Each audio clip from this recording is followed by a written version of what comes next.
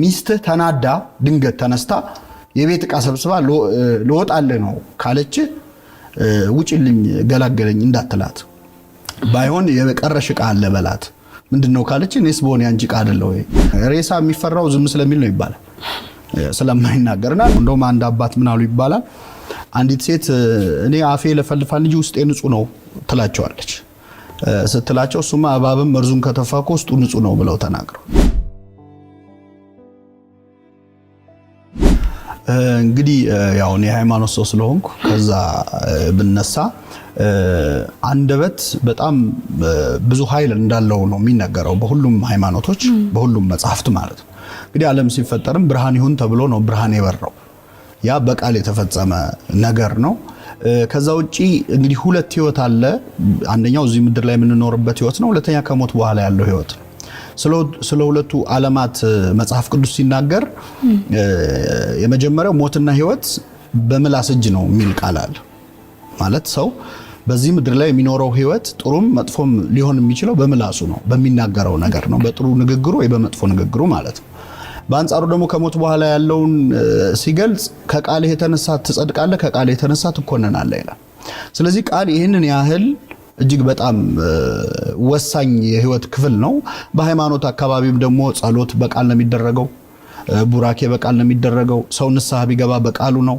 ቢጠመቅ ውሃው ላይ ጸሎት ይደረግበታል ያ ቃል ነው ውሃው ቃሉና መንፈሱ ነው የሚሰሩት ስለዚህ ቃል ይሄንን ያህል በሁሉም የህይወታችን መንገድ ውስጥ ነው እና ሰዎች ወደ ጋብቻ የሚገቡት ወደ ሌላ ስራም ቢገባ ኢንተርቪው ተደርጎ ነው አይደል ስለዚህ ያም ቃል ነው በመነጋገር ነው ጥሩ የተናገረ ሰው ነው የሚቀጠረው ጥሩ ያልተናገረ አይቀጠርም በየትኛውም ዘርፍ ብናየው በጋብቻም ጥሩ ተናግሮ ሴቷን ማሳመን የቻለ ሰው ነው ወደ ጋብቻ መግባት የሚችለው ስለዚህ ዓለማችን ከቃል ጋር የተያያዘ ዓለም ነው በአጠቃላይ ስለዚህ ቃል ይህንን ያህል ኃይል አለው አንዳንዴ ሰዎች መጥፎ ነገር ይናገሩና ውስጤ ንጹህ ነው ሊሉ ይችላሉ የልባቸውን አውርደው ሲጨርሱ ማለት ነው ግን ማንኛውም ክፉም ጥሩም ነገር የሚወጣው ውስጣችን ከሚያሰላስለው ነገር ነው እንደውም አንድ አባት ምን አሉ ይባላል አንዲት ሴት እኔ አፌ ለፈልፋል እንጂ ውስጤ ንጹህ ነው ትላቸዋለች ስትላቸው እሱማ እባብም መርዙን ከተፋኮ ውስጡ ንጹህ ነው ብለው ተናግረው እና አንዳንዴ የምንናገረው ቃል በጣም ከባድ ኃይል እንዳለው አንረዳ ልጆች በልጅነታቸው ጊዜ በቤተሰቦቻቸው ዱላ ሊወርድባቸው ይችላል ሊገረፉ ይችላሉ ግን በዱላ የሚደርስባቸው እንትን ቅጣት ከሆነ ጊዜ በኋላ ጠባሳው ቁስሉ ይጠፋል ቃላት ግን አይጠፉ ምላስ አጥንት የለውም ግን አጥንት ይሰብራል ይባላል ሰዎች በቃላት ይሰበራሉ የማይረሱት ንግግር ሊሆን ይችላልና ህይወታቸውን ሙሉ ያንን ያሰላሰሉና መጥፎ ንግግር የጥላቻ ንግግር ሰዎች ጥሩ ስሜት እንዳይሰማቸው የሚያደርጉ ንግግሮች ኃይላቸው በህይወት ዘመን ሁሉ የሚቀጥል ነውና ያቆሰልነውን የደበደብነውን ሰው ልናከመው እንችላለን አይምሮ ላይ የተወነውን ሰው አሁን እንግዲህ ዘመናችን የሶሻል ሚዲያ ነው እንደ የሆነ ቴክስት ማጥፋት ይቻላል ሰውየው ሳያነበው የተናገርሽውን ቃል ግን ሰውየው ሳያመው ማጥፋት አትችልም አይምሮ ውስጥ ይቀራል እድሜውን ሙሉ ያንን ያሰላሰለ አንቺን ባየ ቁጥር ባስታወሰ ቁጥር ይሄ ስሜት እንዲሰማው የሚያደርግ ነው መልካም ንግግር በጣም በቀላሉ ወጪ ሳናወጣ ልንሰጠው የምንችለው ለሰው ልንሰጠው የምንችለው ስጦታ ነው ልክ ቅድም እንዳልኩት ዓለምን ሲፈጥር እግዚአብሔር ብርሃን ይሁን አለ በዓለም ላይ ብርሃን ሆነ ይላልና እኛ ያው በእግዚአብሔር ምሳሌ የተፈጠር ነው ዓለምን ብርሃን ማድረግ ባንችል የሆነ ሰው ግን ቀን ብሩህ ማድረግ እንችላለን በጥሩ ሰላምታ በጥሩ ንግግርና በመጥፎ ንግግር ደግሞ ቀኑን ማበላሸት እንችላለን የሚገርመው የምንናገረው ሌላው ቀርቶ አሁን እኔ ለራሴ የምናገረው ቃል እኔ ላይ ኢፌክት አለ ለምሳሌ ዛሬ በጣም የሚያስጠላ ቀን ነው ብዬ ከጀመርኩ ቀኑ ያስጠላኛል ለምን አይምሮአችን የተሰራው የሚሰማውን ያመነ እንዲቀጥል ነው አክት እንዲያደርግ ነው ስለዚህ ዛሬ ቀኑ መጥፎ ነው ወይም ይሄን ነገር አልችለውም ካልን በራሳችን ላይ ነው በጎ ንግግር ግን ከስጦታ በላይ ነው በጣም የሰውን መልካም ንግግር ተናግረን ከምንሰጣቸው ከሌሎች ስጦታዎች የበለጠ የማይረሱት አይምሮአቸው ላይ የሚቀር ጥሩ ስሜት እንዲሰማቸው የሚያደርግ ነው እንግዲህ በእኛ ሀገር ባህል እውነት ለመናገር ማመስገን ላይ በጎ ቃላት መናገር ላይ አሁን ምናልባት የተሻሻለ ሊሆን ይችላል አላቅም ግን እጥረት አለብን የማመስገን እጥረት አለብን ሰዎች ለማመስገን ሲሆን ፊትሽ እንዳይሆንብኝ እንጂ ማመስገን ውዳሴ ከንቱ እንደውም ይባላል አይደል? እና ማመስገን እንዳይሆንብኝ እንጂ ይላሉ። ስድብ ግን ሲሆን ፊትሽ እንዳይሆንብኝ አይሉ ሙልጭ አድርገው ነው የሚሳደቡት። እና እንደውም አንድ ጊዜ የስነ ጽሁፍ መምህር ሆኖ ደበበ ሰይፉ የሚባለው ደራሲ ተማሪዎቹን አንድ የክፍል ስራ ይሰጣቸዋል። ምን ያደርጋል? አንዲት በጣም ቀጭን ልጅ ያቆምና ክፍል ውስጥ እቺ ልጅ እስቲ አመስግኗት ይላል፣ በቅጥነቷ ማለት ነው። እና በቃ እንደው በቻሉት ሸንቃጣ ምናምን ብለው 1 2 3 ቃል ተናገሩ። አሁን ደግሞ ስደቧት አላቸው። ሲላቸው እንደ ዝናብ ነው ያወረዱባት ማለት ነው። በጣም ብዙ ስድብ ስለ ቅጥነቷ። ወፍራም ሴት ደግሞ አቁሞ አመስግኗት፣ መጀመሪያ አመስግኗት አለ። ጥቂት ቃላት ድንቡሽቡሽ ምናምን አሉ። ከዛ ወደ ምስጋናው ሲመጣ፣ ወደ ስድቡ ሲመጣ ግን በጣም ስብር የሚያደርግ ነው። ምንድነው ይሄንን ማንሳት የፈለገው? የምስጋና ቃል ሲሆን ቮካብለሪ ራሱ ያጥረናል። ቃሉ ስለሌለ አይደለም ስለማንጠቀምበት ነው። ስለዚህ ምስጋና በጣም ኃይል እንኳን በጥሩ ቀርቶ እንደው በቤተክርስቲያን ወድሶ በዘይኮነ ድልወቱ ሚል ቃል አለ። ባይገባው ማመስግነው። ምክንያቱም ምስጋና ለሰው ኃይል ይጨምርለታል። እና ምን ሰራበት መስሪያ ቤት አብረውን የሚሰሩትን ሰዎች ቤተሰቦቻችንን የምንናገረው ጥቂት ቃል ይሰራቸዋል። ለህፃናት ለምን ደግሞ ሲሆን በልጅነት የተነገራቸውን ቃል ይዘው ትልቅ ደረጃ ይደርሳሉ። እና መጽሐፍ ቅዱስ ይገርምሻል መሳደብን ከመግደል ያነጻጽረዋል ክርስቶስ። ወንድሙን ደንቆሮ የሚል ነፍሰ ገዳይ ነው ያለ፣ ለማጋነን ምናምን አይደለም። አንድ ልጅ ህፃን ሆኖ አንተ ደደብ ተማሪ ነህ ተብሎ ካደገ በጣም ይቸገራል ወደ ጥሩ ውጤት ለመምጣት። ያ ቃል ይገለዋል ነው። ስለዚህ ሰዎችን በንግግር ብቻ ከፍ ማረግም ዝቅ ማረግም መስበርም እንችላለንና መልካም ንግግር ግን ሰዎችን ይሰራቸዋል። በትዳርም ላይ በማንኛውም በቤተሰብም ላይ በማህበራዊ ህይወታችንም ላይ ሰዎችን በጥሩ ቃል ብንናገር ከምንሰጠው ከሌላ ስጦታ በላይ ያ ኃይል አለው በእነሱ ላይ። ተፈጥሮ አፈጣጠራችን ራሱ የራሱ ትምህርት አለ። ከአንገት በላይ ያለውን አካላችን ስናይ 2 አይን አለን፣ 2 ጆሮ አለን፣ 1 ምላስ ነው ያለን። በቁጥር እንኳን ብናየው 2 ቢሆን ምላስ ምን እንደሚፈጠር እንግዲህ እንዲሁም አልተቻለም። በአንዱ ብዙ ችግር እያየን ነው። 2 ምላስ ቢኖረው ሰው ምን እንደሚያደርግ አስቢው። በፈለግነው ሰዓት ነው የምንናገረው።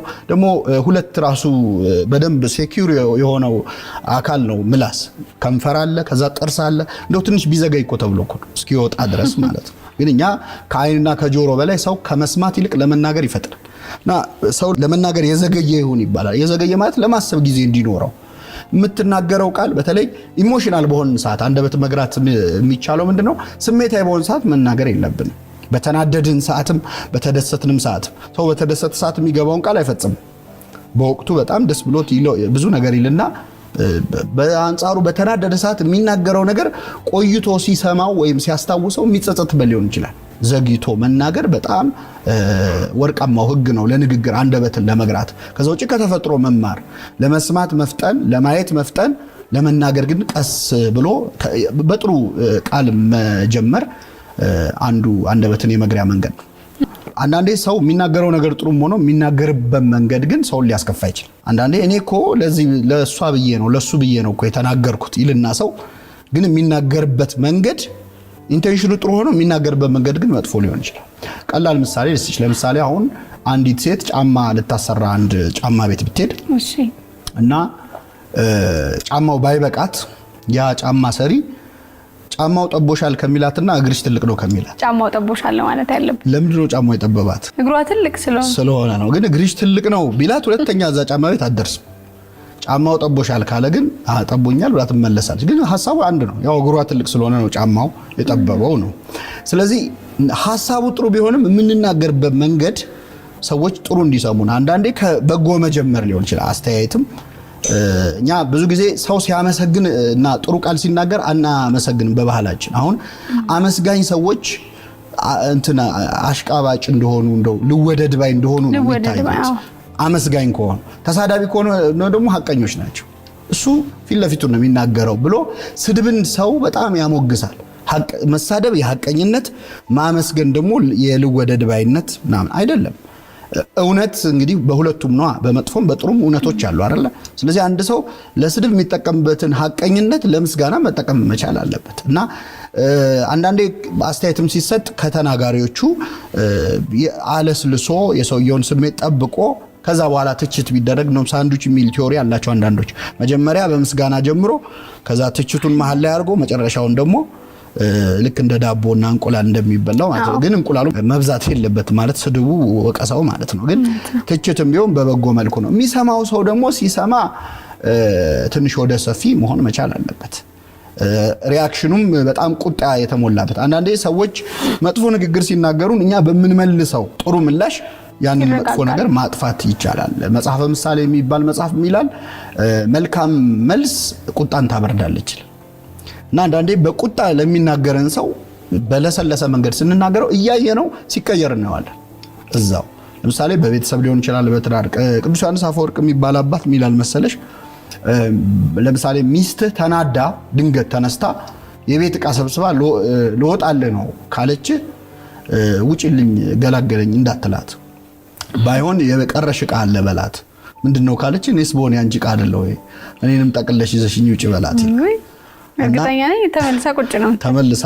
እና መልካም ንግግሮች አንዳንዴ የሰዎችን ስሜት የተናገሩትን ራሱ እንዲያጤኑ ተናግረው እስኪጨርሱ ዝም በማለት እንኳን ማቀዝቀዝ ይቻላልና የሚሰማው ሰው ወደ ሰፊ ሆኖ ስድብም ቢሆን ወዲያው ሪአክት ባለማድረግ ሰውየው ተናዶ ይሆናል በማለት ማቀዝቀዝ ይቻላል። እንግዲህ ሁሉም ሰው የራሱ አቋም አለው። ሁሉም ሰው አንድ አይነት ሐሳብ ሊያስብ አይችልም። ግን ያንን ልዩነት የሚገልጽበት መንገድ አሁን ምንድነው አንድ ጊዜ የጀርመን ቴሌቪዥን ላይ የሉላ አስራተ ካሳ ካልተሳሳትኩ ቃለ መጠይቅ ሲሰጡ በጣም የገረመኝ ነገር ሰማሁ። ምንድነው የሚሉት አፍሪካ ውስጥ ወይ ደጋፊ ነው ወይ ተቃዋሚ ነው እንጂ ኦፖነንት የሚለው ቃል አቻ የለውም ይላሉ። ማለት ወይ ጠላት ነው ወይ ወዳጅ ነው እንጂ በሐሳብ የሚለይ ለሚለው ሩም የለውም አሉ። እንግዲህ ቮካብላሪው ሊኖር ይችላል የሆነ ሀገር ተፈልጎ፣ ግን ጽንሰ ሐሳቡ የለም። እኛ ስንደግፍም እስከ መጨረሻው ነው፣ ስንቃወምም እስከ መጨረሻው ነው። እና በዛ ምክንያት ልዩነቶቻችንን ማስተናገድ አንችልም። አንድ ሰው አይ ይሄም እኮ እንዲህ ማለት ነው ይሄም እንዲህ ሊሆን ይችላል ብሎ ሚዛናዊ ከሆነ በቃ ልወደድ ባይ እንደሆነ ነው የሚቆጠረው። ወይ መጥላት አለበት ወይ ማመስገና። እና ሐሳቦቻችንን በጣም በሰለጠነ መንገድ መናገር ይቻላል ሌላውን ሳናስከፋ። አሁን ደግሞ የከፋው ምንድነው በፊት ስድብ እና ክፉ ንግግር በግል ነው የምንናገር የነበረው።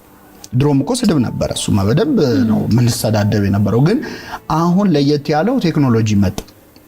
ስለዚህ እኔ አንድ ለምሳሌ በሶሻል ሚዲያ ቢሆን እኔ አንድ ሰው ስሳደብ እሱን ብቻ አይደለም ማስከፋው፣ ያንን ስድብ አይቶ ስለሱ መጥፎ የሚያስብም ሰው አለ፣ ወይ ደግሞ እሱ እንዴት እንዲባላል ብሎም የሚከፋው ሰው አለ።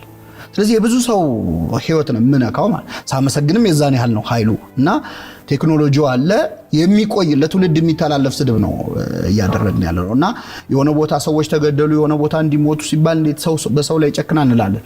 ግን ቃላት ራሳቸው ከመግደል አይተናነሱ። እዚህ ጋር የቆሰቆስከው ሰዓት ነው እዛ ጋር የሚነዳው። እና ሐሳቦቻችንን ልዩነቶቻችንን በጣም ድሮ ዩኒቨርሲቲ ስንማር የመጸዳጃ ቤት ውስጥ ነው ሰዎች ሐሳባቸውን የሚገልጹት። እና ሰው ፊት ማለት የሚያፍሩትን ነገር የሚፈሩትን ነገር በቃ በጣም ይጻፋል፣ ሁሌ ቀለም እንደተቀባ ነው።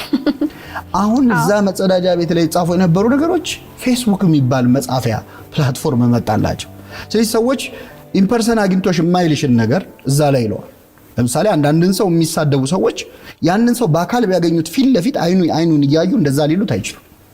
ውስጣቸው የማያምንበትን ነገር እንደፈለጉ የመናገር ያ ደግሞ ሰው ሲሳደብም ራሱን ወክሎ አይሳደብም። በነገራችን ላይ አሁን ደግሞ የመጣብን ጣጣ እኔ እንደዚህ ነው ብሎ አይደለም የሚሳደበው፣ እኛ ብሎ የሆነ ወገን ወክሎ ነው የሚሳደበው። ተሰዳቢውም ተሳዳቢውም የሆነን ወገን ወክሎ ነው የሚሳደቡት። ያ ደግሞ መሬት ላይ ብዙ ችግር ያመጣል እያየነውም ነው። እና ኃላፊነት በተሰማውና በታረመ መንገድ ሐሳብን መግለጽ በጣም በጣም አስፈላጊ የሆነበት ዘመን ላይ ነው። በአንዳንድ ማህበራዊ ጉዳዮች ላይ በአንዳንድ ሀገራዊ ጉዳዮች ላይ የብዙ ሰው ህይወት ሊነካ በሚችልና የኦፒኒየን ሊደርነት ሮል ያለው ሰው ማለት እሱ የሚናገረውን ይዘው ሰዎች ህይወታቸውን የሚወስኑ የሆነ ሰው በጣም መጠንቀቅ አለበት። ያው ምንድነው አንዳንዴ ስሜት የሚነኩ ነገሮች ይከሰታሉ በሀገራችንም በዓለማችንም። እና በዛ ስሜት ላይ ሆነን ስንጽፍ ሌላ ቀን የማናምንበትን ነገር ኮምፕሮማይዝ አድርገን ልንጽፍ እንችላለን። ስለዚህ ያን ቀን ባንጽፍስ? አንዳንዴ እኮ ዝም ማለት እኮ በጣም ጥሩ ነው፣ ያስከብራል። በነገር ሬሳ የሚፈራው ዝም ስለሚል ነው ይባላል፣ ስለማይናገርና አንዳንዴ እንደው ዝም አለ እኮ ተብሎ እኮ መከበር አለ። ሁሉም ነገር ላይ ኮሜንት ማድረግ ላይኖርብን ይችላል፣ ሁሉም ነገር ላይ አስተያየት መስጠት ላይኖርብን ይችላል። ስለዚህ በተለይ ስትጽፍም ስትናገርም እንደው ለማንኛውም ሰው ጥሩ ጽንሰ ሐሳብ ምናልባት የዛሬው ቀን የምትሞትበት የመጨረሻ ቀን በህይወት የምትኖርበት ቢሆን አሁን የምትጽፈው ማለት የመጨረሻ ቃል ነው። እስቲ የመጨረሻ ቃል ተናገሩ ቢባል ምን ተናግረን ምን ሞተው? አንድ ሰውዬ ወንጀለኛ ነውና ሊገደል ሲል የመጨረሻ የምትለው ነገር ካለ በል አሉት እና ሲሉት ለኔስ ትምህርት ሆነኝ ይብላኝ ለናንተ ብሎ ሞተ ይባላል። ሊገደል ነው እና የመጨረሻ ቃላት በዓለማችን ብዙ አሉ የማይረሱ ለትውልድ የሚቀሩ የሰዎቹ ማንነት የሚገልጹ። ወደ ክርስትናው ስንመጣ ክርስቶስ የመጨረሻ ቃሉ የሚያደርጉትን አያውቁም ይቅር በላቸው ነው የመጨረሻ ንግግር ማለት እና አሁን ብትሞት እና ወደ ኋላ ተመልሰ ህይወትህን ሪቪው ማድረግ እድል ቢሰጥ አሁን ፌስቡክ ላይ ወይ አሁን የሆነ ሶሻል ሚዲያ ላይ የጻፍከው ነገር በህይወትህ ለመጨረሻ ጊዜ ያልከው ነገር እንዲሆን ትፈልጋለህ።